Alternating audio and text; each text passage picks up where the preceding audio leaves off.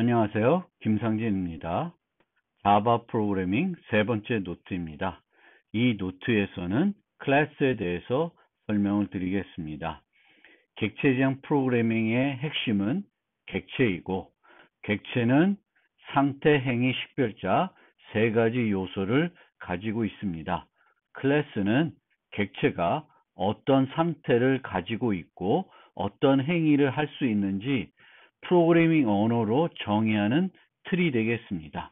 그러면 이번 챕터에서 설명드릴 내용들을 좀 더 구체적으로 설명드리면, 클래스를 정의하기 위해 알아야 하는 기초적인 개념과 문법을 설명해 드리겠습니다.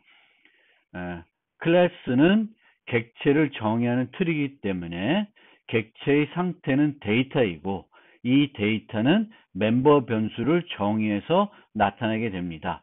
그리고 객체의 행위는 함수로 구현이 됩니다. 함수로 정의해서 나타나게 됩니다. 따라서 멤버 변수를 정의할 때 알아야 되는 어떤 개념, 문법들을 설명드리고, 메소드를 정의할 때 알아야 되는 개념과 문법을 설명드리겠습니다. 그리고 은행 계좌 예를 통해서 클래스를 한번 정의해 보겠습니다. 이를 통해 숨겨진 매개 변수 this에 대해서도 이번에 설명을 드리겠습니다. 그 다음에는 좀 더 메소드 정의와 관련돼서 구체적인 세부적인 자세한 것들을 설명드리고, 또 멤버 변수 중 좀 특별한 것들이 있을 수 있는데, 이제 스태틱한 메소드와 스태틱한 멤버 변수가 있을 수 있습니다. 이 스태틱한 멤버 변수와 메소드에 대해서도 이번 노트에서 설명해 드리겠습니다. 그럼 본격적으로 설명해 드리겠습니다. 클래스는 반복적으로 말씀드린데 객체를 생성하긴 틀입니다. 따라서 우리가 클래스를 정의한다는 것은 int와 같은 새로운 타입을 정의하는 것과 같습니다. 타입은 그 타입이 가질 수 있는 값의 집합인 도메인과 타입에 적용할 수 있는 연산의 집합에 의해서 정의가 됩니다. 클래스를 통해서 정의되는 새로운 타입은 타입에서 도메인은 객체가 유지할 수 있는 상태가 되겠습니다. 그리고 그 타입에 적용할 수 있는 연산의 집합은 그 클래스가 제공하는 메소드가 되겠습니다. 따라서 우리가 클래스를 정의하기 전에 이 클래스의 객체가 유지해야 되는 상태가 무엇이고 어떤 행위를 해야 하는지 분석을 해야 됩니다. 또 그것뿐만 아니라 이 클래스의 객체는 혼자 존재하지 않을 것입니다. 그렇기 때문에 이 클래스의 객체는 다른 클래스의 객체와 어떻게 상호작용하는지, 누구랑 상호작용하는지를 분석해야 됩니다. 좀 더 구체적으로 상태와 관련돼서는 멤버 변수, 데이터로 표현이 되기 때문에 이것과 관련해서는 좀 더 복잡한 표현이 필요하게 되면 자료 구조를 좀 알아야 올바른 형태로 데이터를 유지할 수 있게 될 것이고요. 행위의 구현에 대해서는 그 행위 구현이 복잡해지면 그 행위를 올바르게 또 효율적으로 구현하기 위한 알고리즘을 만들어낼 수도 있어야 합니다. 그래서 그런 이제 공부들이 필요하게 되는 것입니다. 또 우리가 코드를 구현할 때, 메소드를 구현할 때 그 메소드가 실제 해야 되는 일뿐만 아니라 그 하는 과정에서 여러 가지 예외적인 상황들이 발생할 수 있는데, 그런 예외적인 상황들이 뭐가 있는지도 분석을 해야 되겠고, 그런 예외적인 상황에 대해서도 코드가 올바르게 동작하도록 강건한 코드를 만드는 것도 매우 중요합니다. 그러면 우리가 어떤 소프트웨어를 만들어야 할 때 어떤 클래스들을 만들어야 하나, 이 부분은 2장에서도 설명을 드렸습니다. 우리가 객체지향에서는 객체가 핵심이니까 우리가 어떤 프로그램을 만들 때 어떤 객체들을 만들지 고민을 해야 된다고 그랬고, 어떤 객체들을 만들지에 대해서 설명을 드렸습니다. 그 프로그램에서 필요로 한 데이터들, 그 프로그램에서 필요한 기능들, 또 실세계를 모델링하면은 실세계의 어떤 사물들을 우리가 모델링해야 되는 건지, 이런 것들을 우리가 객체로 모델링해야 되겠습니다. 즉 객체로 모델링해야 된다는 것은 그 객체를 나타내기 위한 틀이 필요한 것이고, 그것이 바로 클래스가 되겠습니다. 그래서 우리가 어떤 프로그램을 만들 때 필요한 객체들을 찾아내야 되는데, 그때 어떻게 하냐면 보통 우리가 소프트웨어를 개발할 때 그냥 IDE 개발 환경을 열어놓고 코딩부터 하지는 않습니다. 문제를 정의하고 분석하고 시나리오를 분석해가지고 문서화를 한 다음에 그 문서를 이용해서 문서를 활용해가지고 구현을 시작하게 될 것입니다. 따라서 이렇게 문제를 정의하고 분석한 어떤 문서에서 명사와 동사를 분석하게 되면 어떤 클래스, 어떤 객체를 정의해야 되는지, 또 그 객체의 어떤 데이터들, 어떤 상태들을 유지해야 되는지를 분석할 수가 있을 것이고, 그 객체가 어떤 행위를 해야 되는지를 분석할 수 있게 됩니다. 그래서 이렇게 문서화된 자료에서 명사는 클래스 또는 클래스의 멤버 변수로 모델링 될 것이고, 동사는 클래스의 메소드로 분석이 될 것입니다. 모든 명사와 동사가 그렇게 되는 건 아니지만, 우리가 그 분석된 그 문서화된 자료를 보면 직관적으로 이것은 클래스로 분석이 돼야 될 것이고, 또 이것은 그 어떤 클래스의 멤버 변수로 정의돼야 된다는 것이 직관적으로 찾아낼 수 있을 것입니다. 그것을 좀 더 자세히 분류하면 이 밑에 있는 표처럼 분류할 수 있습니다. 고유명사다. 그러면 이건 보통 객체, 철수다. 이런 이름이 등장하면, 철수라고 하면 어떤 사람이 등장한다는 거고, 그 사람의 역할이 뭐냐, 철수가 학생이냐, 직원이냐, 이런 거에 의해서 필요한 클래스가 나타날 것입니다. 이번 학기에 우리가 막고를 만들 것인데, 그 막고를 한번 생각을 해보면 비광이 등장한다든지 고돌이가 등장한다든지 이런 거는 객체가 되겠죠. 카드의 한 객체가 되겠죠. 우리가 화투패를 하면은 48장이 있는데 그 중에 하나가 되겠죠. 비광이. 그런 거가 되겠습니다. 보통 명사다, 학생, 화투패 이런 것들은 클래스나 멤버 변수로 나타낼 수 있을 것입니다. 그리고 행동 동사, 수강하다, 이수하다, 섞다, 뒤집다 이런 것들은 메소드로 구현이 돼야 되겠죠.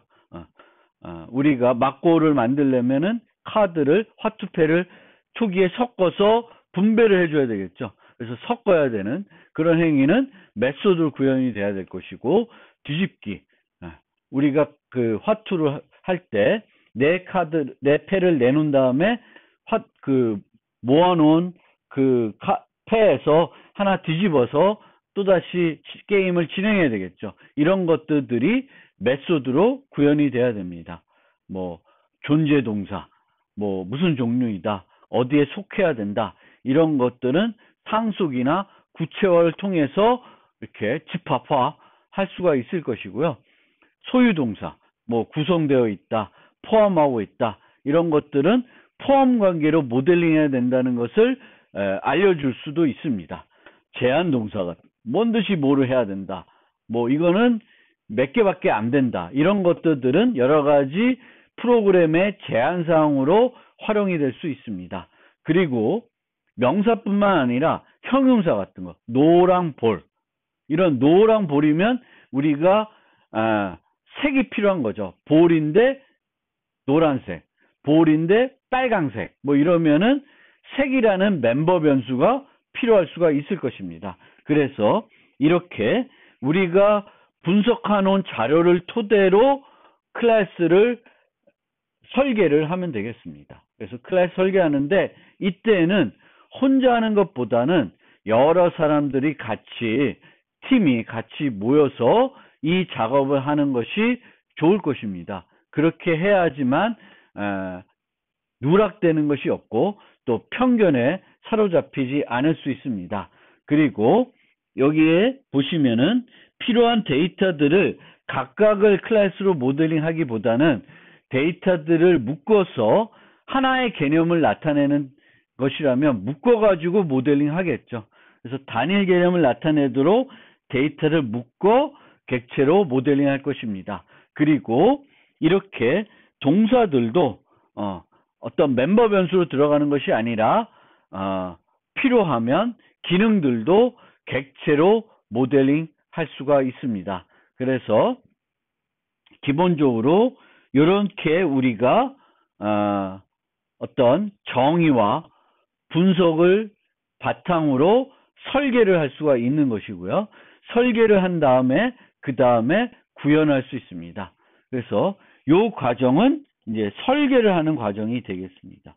문제 정의와 분석을 통해서 설계를 하고 그 다음에 이제 구현을 하는 형태로 우리가 소프트웨어 개발이 진행이 되겠습니다. 그러면 클래스의 종류를 구분해 보면 보통 단일 개념을 나타내는 클래스가 일반적일 것이고요.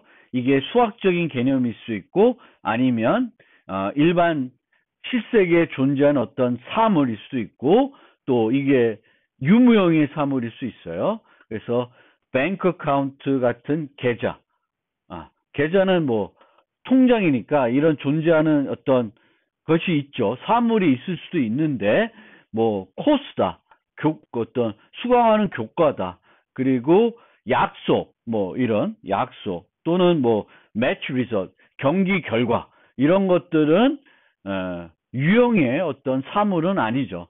그런 것들이 어떤 단일 개념을 나타내면 우리는 클래스로 모델링할 수 있을 것입니다. 또 요것 말고 자료 구조 같은 어떤 프로그래밍 개념도 하나의 클래스로 나타내서 구현이 될 것입니다. 뭐 스택이라든지 큐라든지 뭐 그런 것들이 또 이제 클래스로 모델링돼서 쓸 것이고요. 보통 이들은 다 프로그램에서 필요로 한 어떤 데이터들일 것이고 이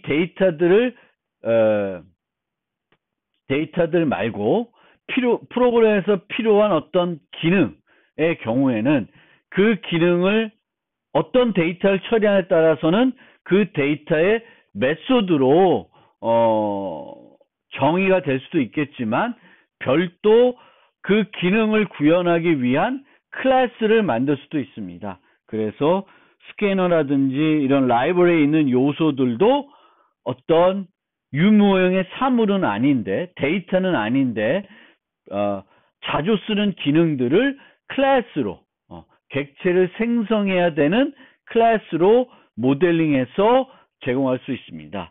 또 이런 기능들은 이렇게 클래스로 모델링되지 않고 그냥 함수로만 모델링될 수 있습니다. 뭐 수학의 사인 함수라든지 뭐 소팅하는 거라든지 이런 것들은 메소드로 하지 않고 그냥 일반 함수로 만들 수 있는데 자바에서는 함수가 독립적으로 존재할 수 없기 때문에 함수들은 무조건 어떤 클래스에 속해야 돼요. 그래서 이런 일반 함수들은 보통 그것과 관련되어 있는 클래스에 포함하거나 이런 함수들만 유사한 관련 있는 함수들을 모아서 클래스를 만들고 이 클래스는 객체를 생성해서 실행해야 되는 메소드들이 아니라 그냥 C에서 함수처럼 부르는 거예요. 그런데 이렇게 클래스 안에 소속되다 보니까 어떻게 부르냐면 클래스 이름을 이용해서 부르게 됩니다. 뭐 math. sqrt, 루트 3, 뭐 이런 거예요. 그래서 이렇게 이제 자바에서는 함수가 독립적으로 존재할 수 없다. 이 점은 또 기억해 주시고요. 그런 함수들을 우리가 모아서 그런 함수들만 모아놓은 별도 클래스를 만들어서 사용할 수가 있고, 이런 클래스들을 우리가 유틸리티 클래스라고 한다. 유틸리티 클래스는 객체를 생성하는 클래스가 아니라 거기에는 함수들을 그냥 호출해서 사용하는 클래스이고요. 이런 함수들을 우리는 자바에서는 또 스태틱한 키워드로 수식해서 스태틱한 메소드로 만들게 됩니다. 스태틱한. 그러니까 얘네들은 다 스태틱한 메소드인 거죠. 그래서 스태틱한 메소드만 모아놓은 클래스가 있고, 이 클래스를 우리가 유틸리티 클래스라고 한다. 그 다음에 자바에서는 모든 메소드는, 함수는 어떤 클래스에 소속해야 되니까 메인도 어떤 클래스에 소속이 돼야 돼요. 근데 이 메인이라는 것은 프로그램을 시작하는 용도입니다. 따라서 자바에서는 메인만 가지고 있는 클래스를 또 많이 만들어서 사용하게 됩니다. 그래서 얘는 좀 더 특별한 것이고요. 종류 3과 4는 우리가 객체지향에서 말하는 그런 진정한 의미의 클래스는 아니다 라고 생각하시면 되겠습니다.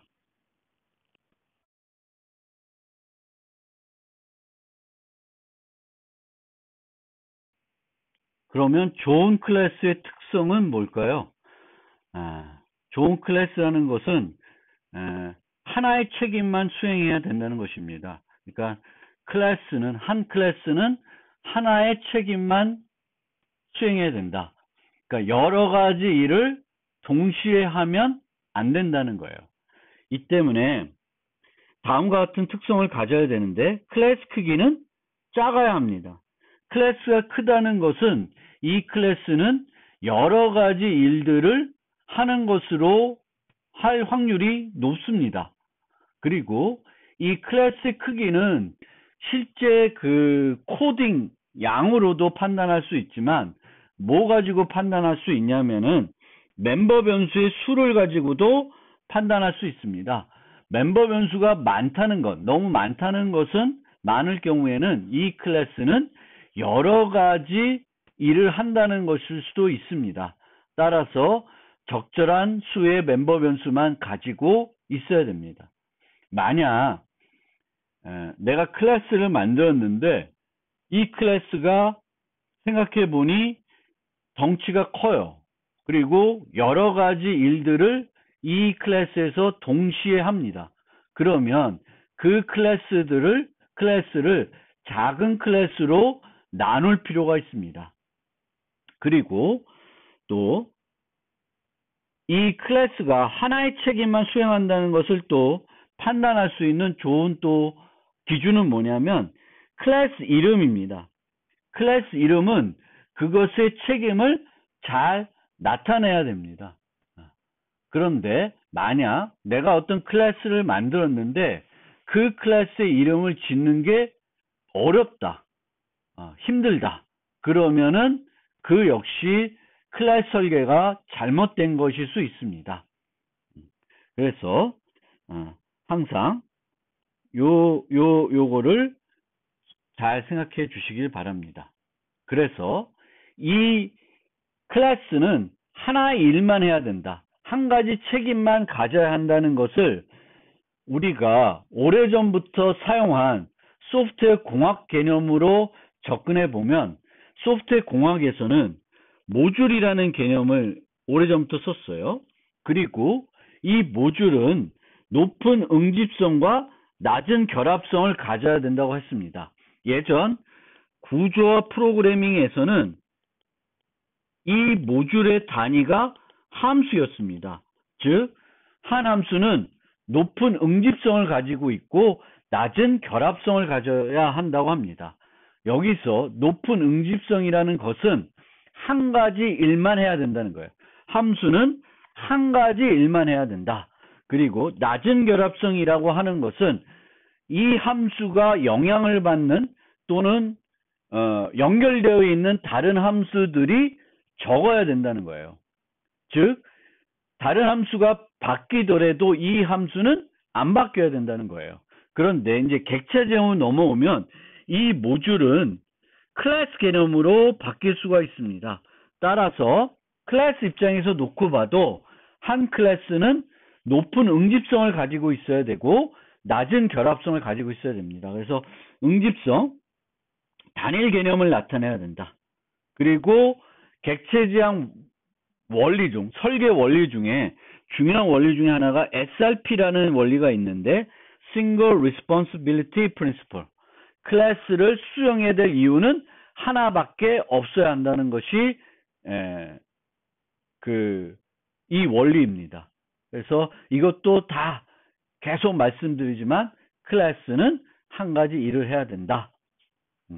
그래서 보통 응집성은 멤버 변수의 수로 측정할 수가 있고요. 모든 메소드가 모든 멤버 변수를 다 활용하면 정말 최상의 응집성을 가진 클래스가 되겠습니다.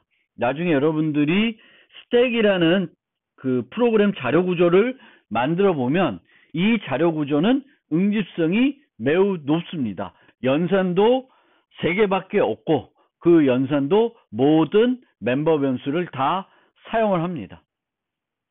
그 다음에 결합성, 클래스에서의 결합성, 다른 클래스와 관계를 말하는 것으로서 낮은 결합성이란 서로에게 영향을 주는 것이 적어야 한다는 거예요. 그러니까 이 한 클래스가 의존하고 있는 다른 클래스의 그 수가 적어야 한다는 겁니다.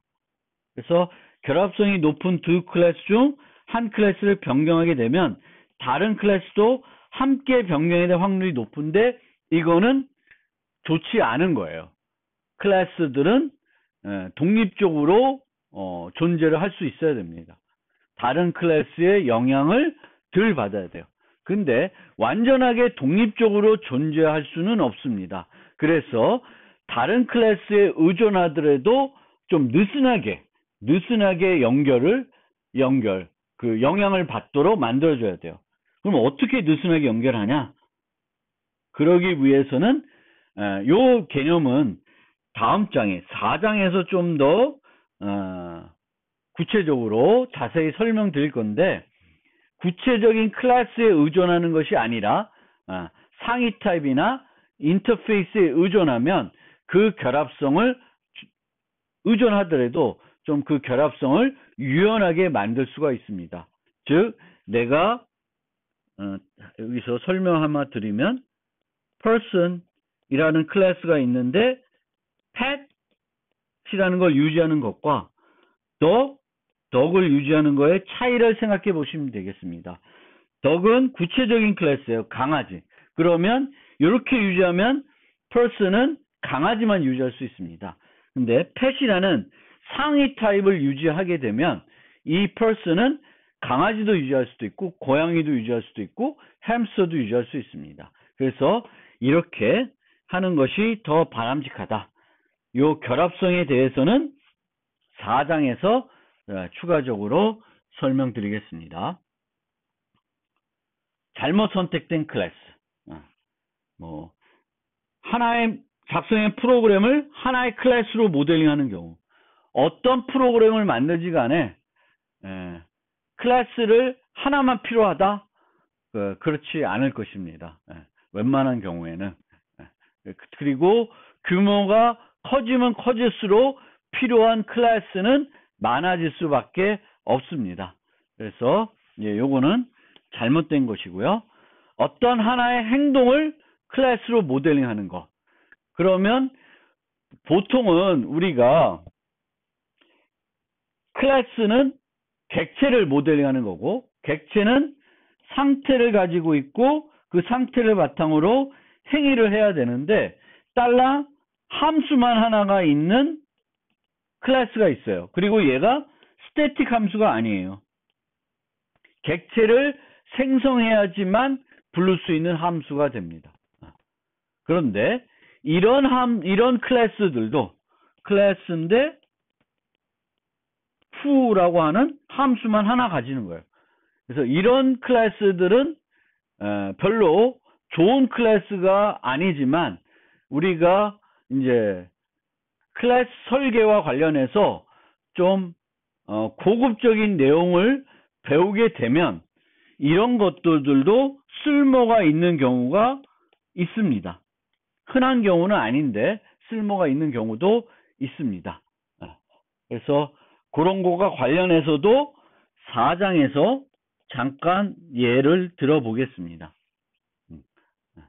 어쨌든 중요한 것은 요겁니다.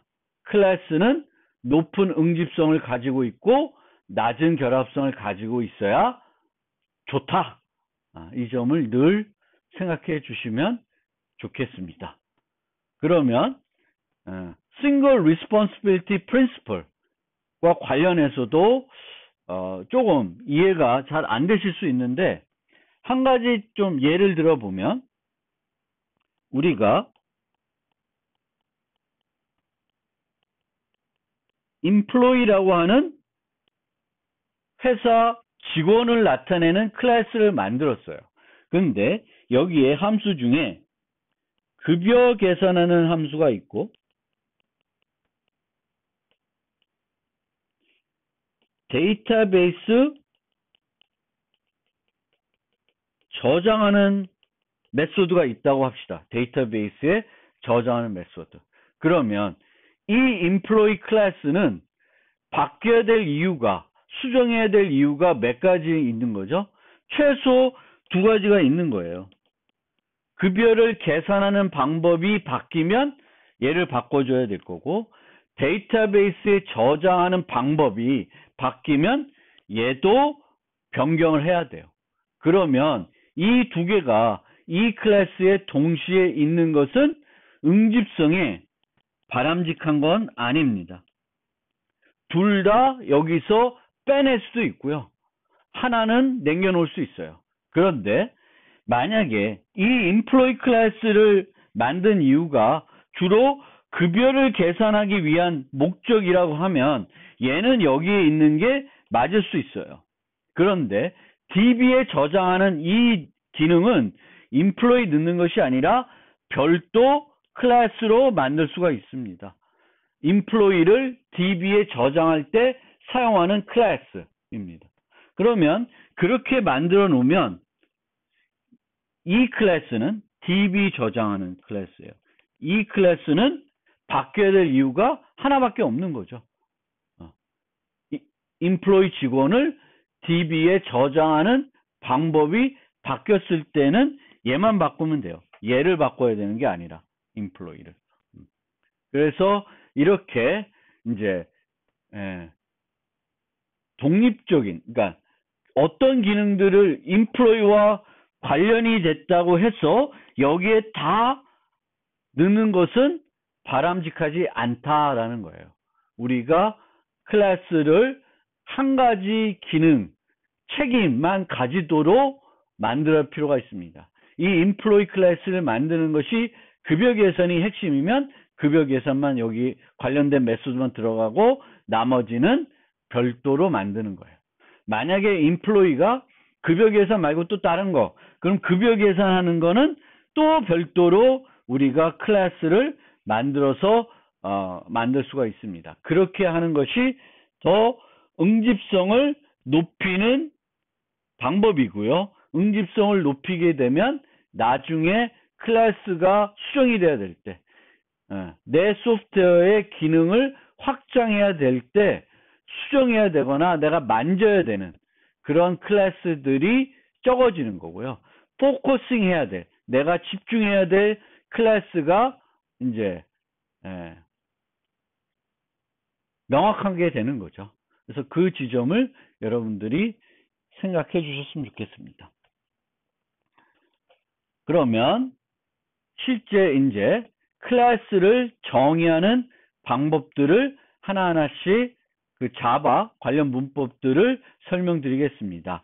클래스는 객체 틀을 정의하는 것이고, 객체는 상태, 행위를 식별자가 가지고 있습니다. 근데 식별자는 외부적인 요소이기 때문에 클래스를 정의할 때는 그 객체의 상태 그리고 객체의 행위를 멤버 변수와 메소드를 정의해서 나타내야 되겠습니다. 그래서 멤버 변수는 객체의 상태, 메소드는 객체의 행위가 되겠죠. 그리고 이 객체의 행위는 객체의 상태를 활용해야 되겠죠. 객체의 상태를 활용하지 않는 메소드는 해당 클래스에 존재할 필요가 없습니다. 그래서 객체 메소드는 객체의 멤버 변수와 주어진 인자 그리고 내가 만드는 그 함수 안에서 만드는 지역 변수를 이용해서 구현이 됩니다. 그리고 문법과 관련해서 한 가지 말씀드리면 자바는 멤버 변수와 메소드마다 접근 관련 수식어를 포함해서 필요한 수식어를 개별적으로 붙여주어야 합니다. 객체 메소드와 일반 함수. 그래서 아까 활용하지 않는다면 객체 메소드로 모델링하지 않는다. 그러면 그 함수는 어디에 존재해야 되냐? 객체 상태를 활용하지 않는 메소드는 어디에 존재해야 되냐? 별도 클래스에 존재할 수도 있고 관련 있으면 해당 클래스에 정의할 수도 있습니다. 그래서 보통 우리가 일반 함수로 만드는 건 뭐냐? 객체 제한 프로그램 할 때 객체 메소드로 만들지 않고 일반 함수로 만드는 건 뭐냐? 객체 메소드는 뭘 이용해야 돼요? 상태를 활용해야 돼요. 그래서 일반 함수는 상태를 활용할 필요가 없고 뭐만 이용해서 프로그램할 수 있어야 되냐면 주어진 인자만 가지고 구현할 수 있어야 됩니다. 그러면은 우리가 일반 함수로 만들어서 사용할 수가 있고 자바에서는 이런 함수들을 스태틱으로 수식해서 만들게 되게 되겠고 객체를 생성해서 호출하는 것이 아니라 클래스 이름을 이용해서 호출하게 됩니다. 뭐 사인 수학의 사인 함수 같은 거 또는 문자가 소문자인지 대문자인 거 또 뭐 정렬하는 함수들 이런 것들은 이제 일반 함수로 만들 수 있습니다. 왜냐하면은 다 주어진 인자만 가지고 구현할 수 있는 기능들입니다. 그런데 이때 인자 중에 복합 타입이 있으면 해당 인자를 중심으로 수행하는 기능으로 모델링할 수도 있습니다. 그리고 객체 제한 캡슐화 개념에는 이게 맞는 조건일 수 있습니다. 데이터와 그 데이터를 처리한 함수를 하나의 틀로 만든다. 이게 이제 객체 제한의 하나의 개념이죠. 그래서 이게 맞을 수 있습니다. 그래서 배열을 정렬하는 함수 이런 것들도 배열이 객체로 모델링되어 있다 그러면은 그것의 메소드로 제공할 수도 있는 거예요. 그리고 예를 들면 지난번에 아마 2장 설명드렸듯이 뭐 문자열의 인덱스 오브 같은 거 그러니까 문자열과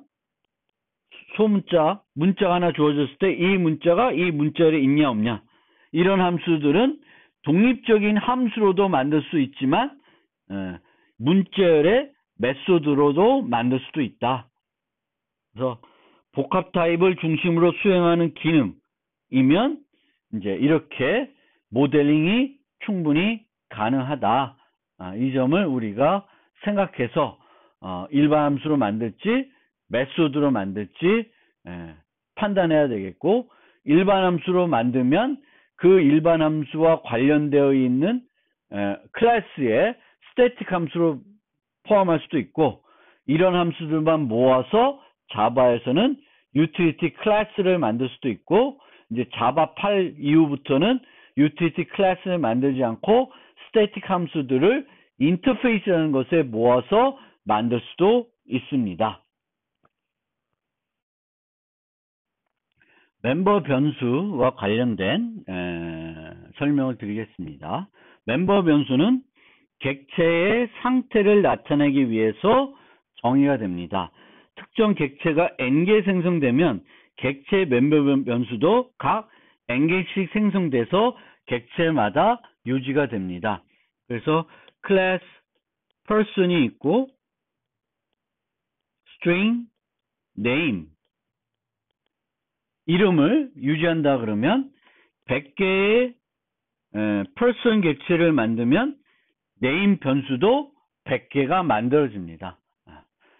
멤버 변수는 보통 private 접근지역을 가지도록 하여서 외부에서 함부로 객체의 상태를 변경할 수 없도록 만듭니다.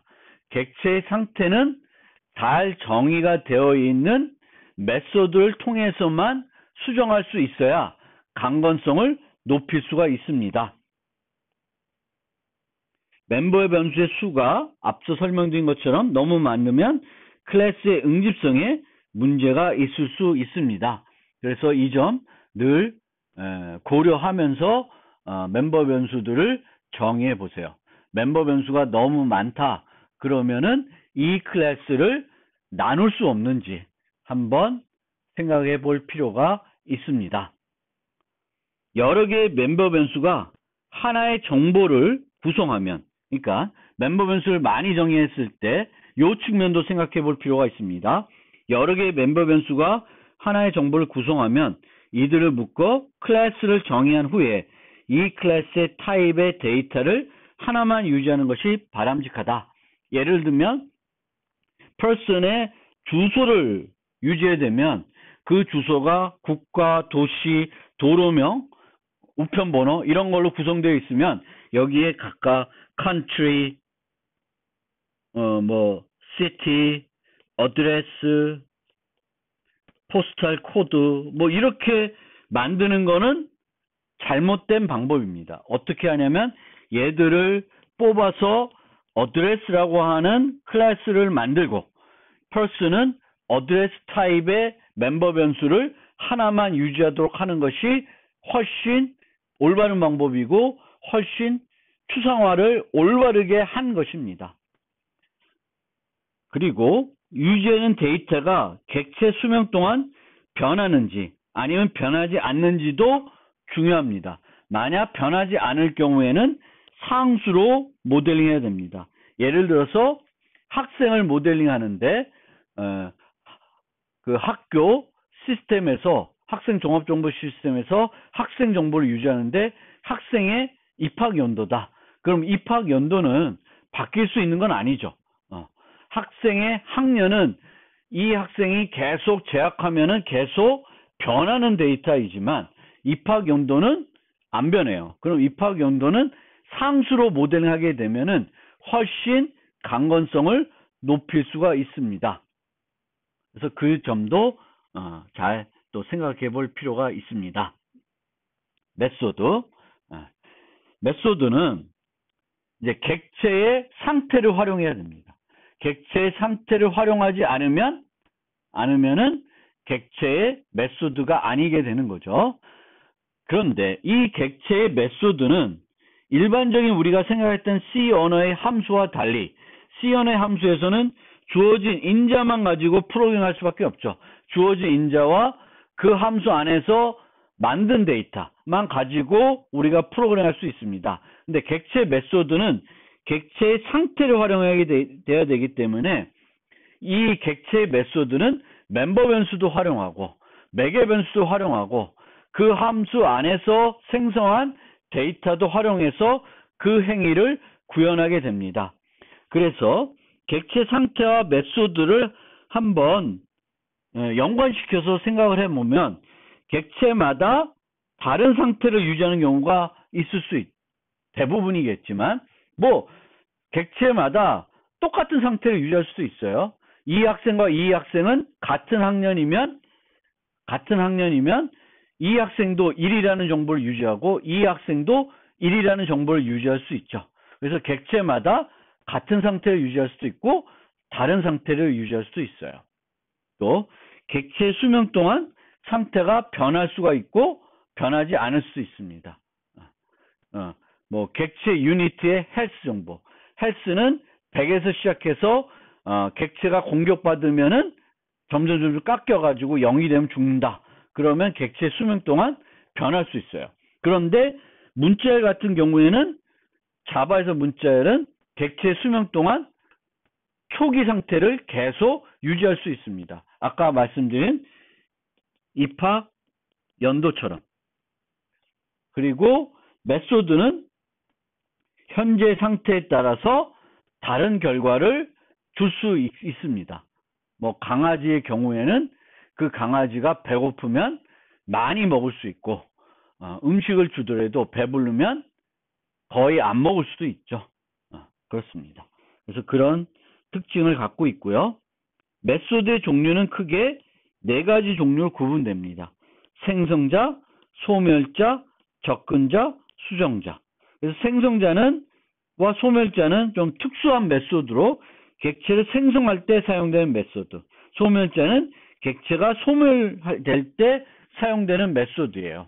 그래서 생성자는 초기화, 객체의 상태를 초기화하기 위해서 사용되는 메소드이고요. 소멸자는 뒷정리를 하기 위해서 사용되는 메소드입니다. 그런데 자바는 소멸자를 사용하지 않습니다.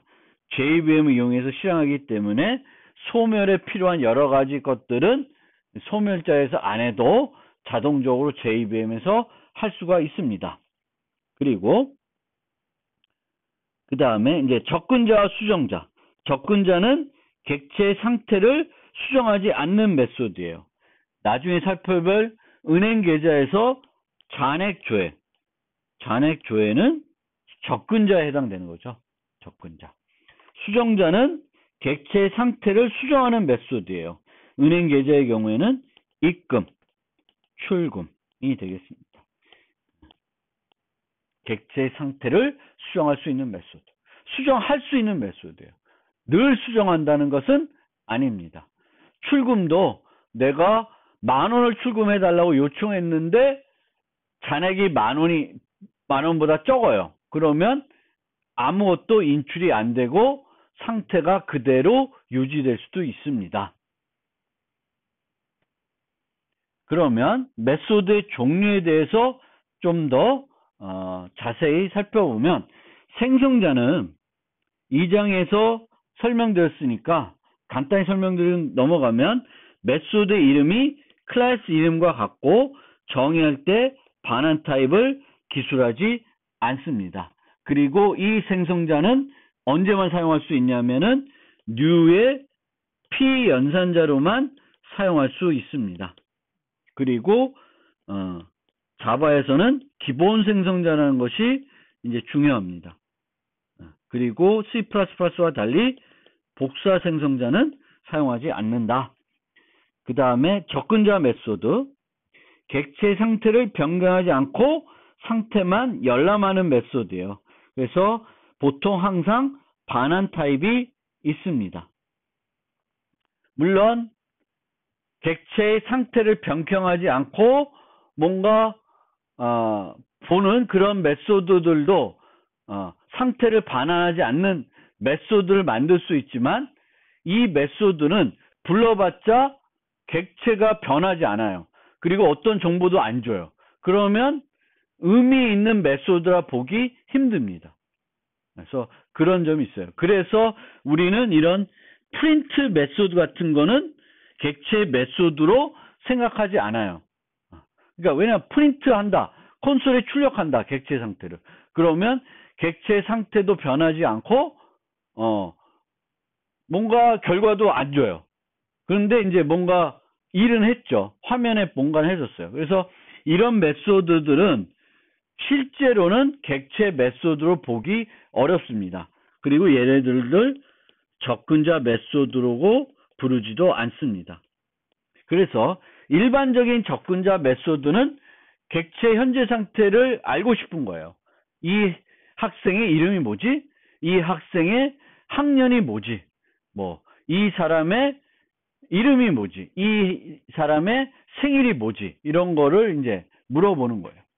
그래서 항상 우리가 이제 접근자 메소드는 반환 타입이 있습니다. 여기서처럼 string, get name, string, get birthday, date. 그래서 이렇게 이제 어떤 값을 반환해 주면 이거는 접근자 메소드의 확률이 많습니다. 어떤 값을 반환하는데 데이터를 수정도 하고 있다. 이거는 객체지향에서는 좀 잘못된 메소드 있을 수 있습니다. 그래서 그 지점 또 여러분들이 이제 잘 생각해 줄 필요가 있어요. 그래서 접근자 메소드만 값을 반환하도록 만드는 것이 좋고요. 수정자 메소드들은 값을 반환하지 않는 형태대로 보이드 함수로 만들어주는 것이 좋습니다. 그런데 우리가 자바에서 접근자 메소드를 만들 때 주의할 점은 참조 타입의 멤버 변수를 에 대한 접근자 메소드 할 때 주의해야 됩니다. 여기서 string date인데 이게 이제 참조 타입이에요. 즉 참조 타입은 어떻게 생겼어요? 이 컵에 데이터가 유지되는 게 아니라 뭐만 유지돼요? 리모컨만 유지가 됩니다. 따라서 반환하게 되면 네임 자체를 반환하는 게 아니라 또 뭘 반환해요? 리모컨만 반환하는 형태가 됩니다. 자바에서는. 자바에서는 늘 참조 타입은 리모컨만 왔다 갔다 합니다. 실제 데이터는 절대 왔다 갔다 하는 경우가 없어요. 그래서 리모컨을 반환하게 되면 어떤 문제가 생기냐면은 이렇게 birthday를 받았어요. 그리고 이 받은 리모컨을 이용해서 수정을 하게 되면 실제 그 사람의 생일이 바뀌는 현상이 벌어지게 되는 거예요. 이거는 잘못된 것입니다. 객체의 상태는 뭘 이용해서만 변해야 되냐면은 객체의 메소드를 통해서만 변해야 되는 거예요. 그래서 만약에 이 두 개도 둘 다 객체예요. 그러면 이렇게 반환하는 것은 문제가 될 수 있습니다. 그런데 이 스트링은 뒤에 설명드리지만 불변 객체이기 때문에 리모컨을 반환하더라도 수정할 수 있는 방법이 없어요. 네임을 수정할 수 있는 방법이 없기 때문에 문제가 되지 않습니다. 그런데 데이트는 불변 객체가 아니라고 하면 이렇게 반환하면 큰 문제가 됩니다. 그래서 이럴 경우에는 복사본을 반환한다든가 아니면은 별도 불변 객체로 만들어줘서 반환을 해줘야 돼요. 불변 객체에 대한 리모컨을 줘서 쓰도록 해줘야 됩니다. 그래서 그 점이 우리가 접근자 메소드를 구현해야 될 때 가장 주의해야 될 점이다. 참조 타입의 멤버 변수를 반환한다. 그러면은 캡슐화가 위배되지 않을까 고민해야 되겠고, 이것 때문에 이제 그런 이제 별도 여러 가지 조치를 취해줘야 된다. 그리고 자바에서는 컨스트가 없어요. 그래서 컨스트를 여기다 쓰면 C++에서는 요거를 컨스트로만 받을 수가 있고, 그러면 이렇게 컨스트가 아닌 메소드들은 부를 수 없게 되는데 자바에는 그런 기능이 없습니다. 그래서 그 지점 또 여러분이 생각해 주셔야 됩니다. 수정자 메소드는 아까처럼 객체의 상태를 수정해야 돼요. 그런데 이 수정자 메소드는 크게 단순 수정자와 중요 수정자로 구분해 볼 수 있습니다. 그래서 그냥 set year 해가지고 연도만 단순하게 바꾸는 그런 거 말고 어떤 이 클래스의 객체가 핵심적으로 해야 되는 일인데 상태를 바꾸는 거예요. 예를 들면 은행 계좌에서 deposit, withdraw 같은 입금, 출금 이런 메소드들은 중요 수정자가 되겠죠. 그래서 어쨌든 단순 수정자든 중요 수정자든지 항상 신경 써서 구현해야 될 지점은 이 수정을 통해서 객체가 잘못된 상태로 진입하지 못하도록 막아줘야 됩니다. set year 하는데 마이너스 100을 준다든지 이런 거는 가능하지 않아야 됩니다.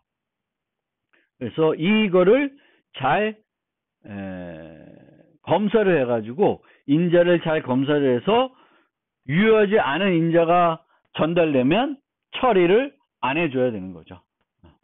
그래서 이런 함수들은 다 보이드로 해가지고 반환 안 해줘요.